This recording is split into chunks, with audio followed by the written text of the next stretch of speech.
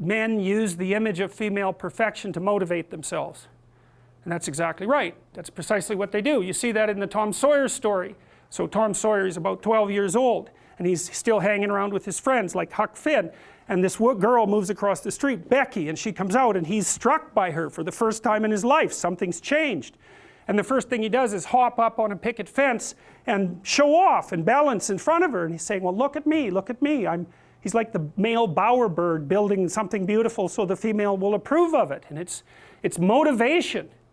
You know, and that's something that I think modern women don't really understand about men. They don't understand that, at least to the degree that males are uncorrupted and not bitter because of being rejected, they're doing everything they can to kneel before the eternal image of the feminine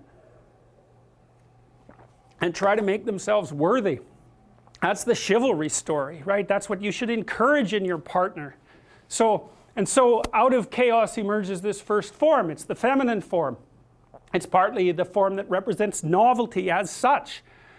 So, and on one hand it's promise, on the other hand it's threat. That you wouldn't believe, and I don't know, because I don't understand the situation with women as well as I understand the situation with men, obviously, being a man.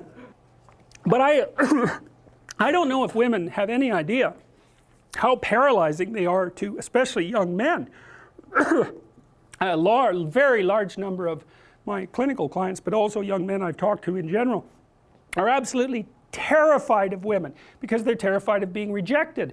And the terror exists in precise proportion to the attraction to the woman, which is a horrible paradoxical situation to be in. It's often why men make such fools of themselves in front of women that they're attracted to. It's because, first of all, they don't see the woman that they're attracted to, because what the hell do they know about her? They don't see her as an individual. They see her as the manifestation of a judgmental ideal. And then it's only in establishing the relationship with the actual woman that they can start differentiating between the judgmental ideal and the actual individual woman. And that also requires a sacrifice. And the sacrifice is, you never can have an ideal woman.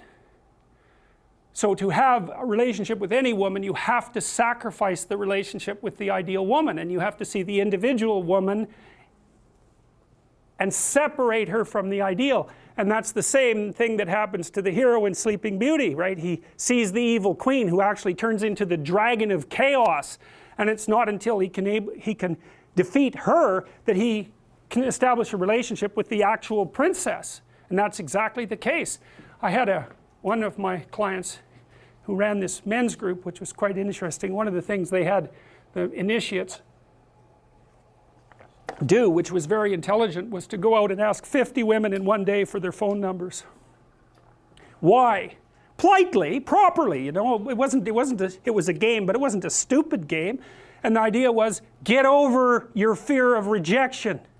And how do you do that? By encountering it continually and continually and continually, so that you're no longer paralyzed by this.